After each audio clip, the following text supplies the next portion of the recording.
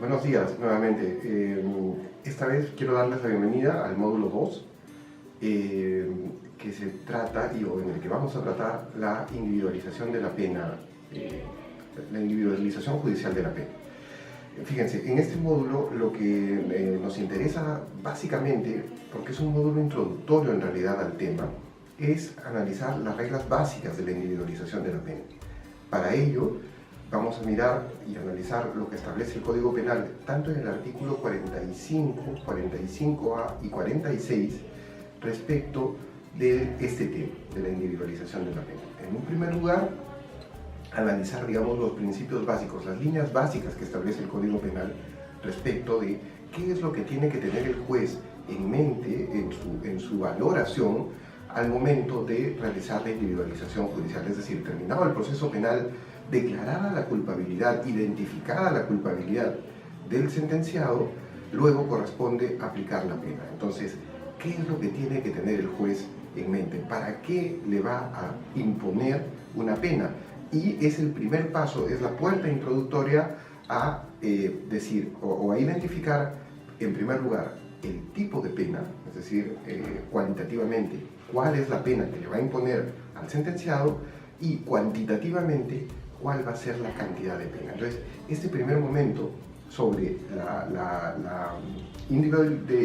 la individualización es justamente la revisión de cuáles son los criterios que el juez tiene internamente a efectos de determinar o pasar a determinar la pena. Y en este primer momento, obviamente, juegan los principios. Como ya habíamos hablado en el módulo anterior, las dos principales vías que debe tener el juez en su mente al momento de analizar una pena son los dos principios que la regulan: el principio de resocialización y el principio la función de resocialización y la función preventivo general. Es decir, el juez tiene que tener en cuenta que la pena que imponga tiene que ser una pena útil a la resocialización, pero que a su vez se muestre o se enmarque dentro del sistema de significados, ¿no? de la significación social que puede tener el castigo, a efectos de que la pena sea entendida útil para la sociedad.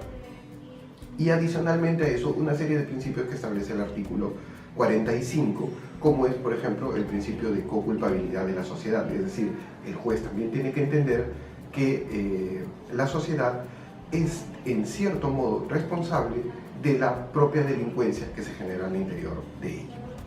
Una vez que el juez se acerca a la determinación de la pena bajo este marco conceptual, lo que procede inmediatamente es a partir de lo que señala el artículo 45A, una vez que se ha identificado, obviamente, cuando todo el proceso penal se ha llevado a cabo, en virtud del principio de imputación necesaria, en virtud del principio de oficialidad, y en fin, todos los principios que regulan la acción penal, se ha llevado a cabo sobre la base de un tipo penal específico, ¿no es cierto? Y una vez que se encuentra la culpabilidad de la persona y se declara esa culpabilidad, se hace respecto de ese tipo penal o de ese o de esos tipos penales específicos que han sido materia de juzgamiento. Pues bien, una vez que pasamos a la individualización de la pena, el juez lo que tiene que hacer es, como primer punto, establecer el marco punitivo. Y para eso lo que hace es ubica esos tipos penales que han sido materia de juzgamiento y determina el marco punitivo en función de las reglas que establece el artículo 45A. En un primer lugar, ubica el tramo mínimo, el tope mínimo de la pena a imponer y el tope máximo. Y una vez que tiene ese tramo de pena, esa cantidad de años, por ejemplo, si el tope mínimo lo establece en 8 años, el tope máximo en 15, entonces el tramo de pena es un tramo de 7 años. Y ese tramo de 7 años hay que dividirlo en 3. ¿No? Eso más o menos nos da un total de 2 años, 4 meses por cada uno de estos tramos. Una vez que se tiene ese mecanismo, digamos, mecánico, automático, de calcular el marco punitivo y dividirlo en 3, el juez luego, como siguiente paso, en virtud de lo que señala el artículo, el segundo inciso del 45A, leído en conjunto con el 46, lo que tiene que hacer el juez es identificar en cuál de esos 3 tramos resultantes debe ubicar la pena concreta. Esa ubicación se va a dar en función de que si concurran con circunstancias atenuantes o circunstancias agravantes, o más de una de ellas, al momento de la identificación de la pena o de la ubicación de la pena en cada uno de esos tercios. Entonces, esa es más o menos la mecánica que yo quiero plantear y que quiero fijar en este módulo 2.